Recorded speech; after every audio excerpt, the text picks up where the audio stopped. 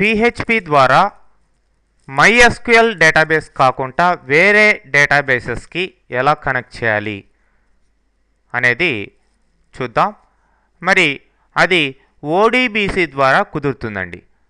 అంటే వేరే డేటాబేసెస్కి, అంటే ఒరాకిల్ కావచ్చు, MS యాక్సెస్ కావచ్చు, ఇట్లాంటి డేటాబేసెస్కి కనెక్ట్ చేయాలి అనుకుంటే పిహెచ్పి ద్వారా ఓపెన్ డేటాబేస్ కనెక్టివిటీ అనే అప్లికేషన్ ప్రోగ్రామింగ్ ఇంటర్ఫేస్ API ఉంటుంది. దాని ద్వారా కనెక్ట్ చేయొచ్చు. అదే MySQLకి అయితే డైరెక్ట్గా ఈ పిహెచ్పిలో సపరేట్ ఫంక్షన్స్ ఇవ్వడం జరిగింది.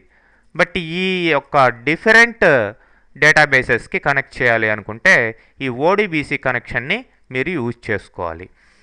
ఫస్ట్ ఈ యొక్క ODBC కనెక్షన్ మీరు క్రియేట్ చేసుకునేదానికి ఏం చేస్తారంటే మీ యొక్క కంట్రోల్ ప్యానెల్లోకి వెళ్ళండి.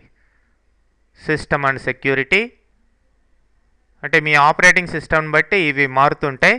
ఈ యొక్క control panel options, administrative tools, అట్లనే ఇక్కడ డేటా సోర్సెస్ కింద ODBC అని ఉంది. ఇక్కడ సిస్టమ్ DSN అని ఉంది. ఇందులో యాడ్ అనండి. ఇక్కడ మీరు ఏ డేటాబేస్కి కావాలో ఆ డేటాబేస్కి రిలేటెడ్ కనెక్షన్ మీరు తీసుకోవచ్చు.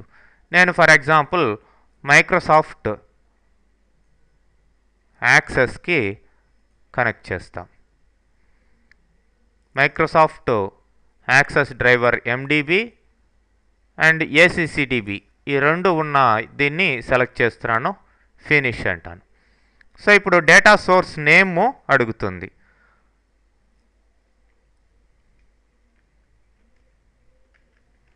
ఏదో ఒక నేము ఇవ్వండి, ఎడుసాఫ్ట్ యాక్సెస్ అని ఏదో ఒకటి ఇవ్వండి.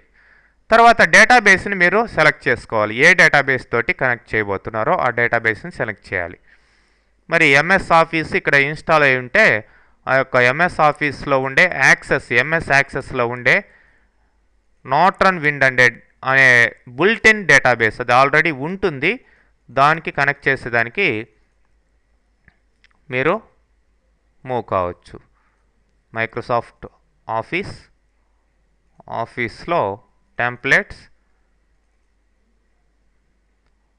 1033 యాక్సెస్, ఇందులో ఇట్లా తీసుకున్నట్లయితే ఇక్కడ నార్త్ విండ్ అనే డేటాబేసు ఆల్రెడీ ఉంటుంది.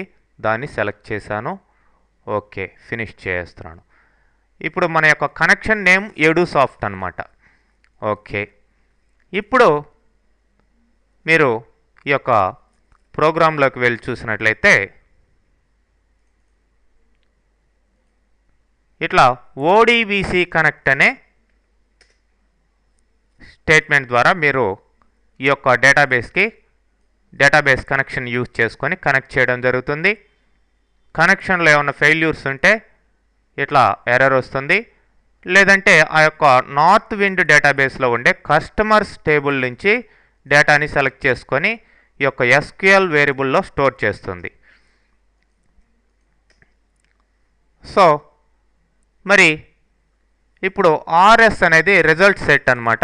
ODBC_EXEC అని ఈ యొక్క కనెక్షన్ని యూజ్ చేసుకొని ఈ యొక్క SQL స్టేట్మెంట్ని ఎగ్జిక్యూట్ చేస్తున్నాం.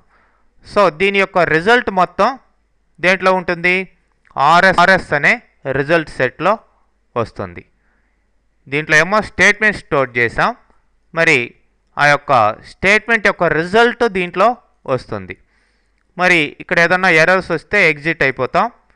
లేదంటే ఆ యొక్క కస్టమర్ టేబుల్లో ఉండే డేటా RS అనే రిజల్ట్ సెట్లో ఉంది కాబట్టి వైల్ లూప్ ద్వారా మీరు ఫస్ట్ ఒక టేబుల్ క్రియేట్ చేస్తున్నారు. ఆ టేబుల్ హెడ్డింగ్స్ అవన్నీ పెట్టారు. తర్వాత వైల్ లూప్ ద్వారా ODBC_fetch_row అనే ఫంక్షన్ యూజ్ చేసి ఈ యొక్క రిజల్ట్ సెట్లో ఉండే ఒక్కొక్క రికార్డ్ని మీరు ఒక్కొక్క రికార్డులో ఉండే ఒక్కొక్క ఫీల్డ్ని మీరు ఇట్లా డిస్ప్లే చేస్తూ వస్తారు.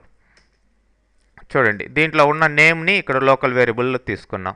అట్లానే కాంటాక్ట్ నేమ్ని ఇక్కడ లోకల్ వేరియబుల్లో తీసుకున్నాం. ఆ లోకల్ వేరియబుల్స్లో ఉండే డేటాని ఇక్కడ టేబుల్లో డేటాగా డిస్ప్లే చేస్తున్నాం.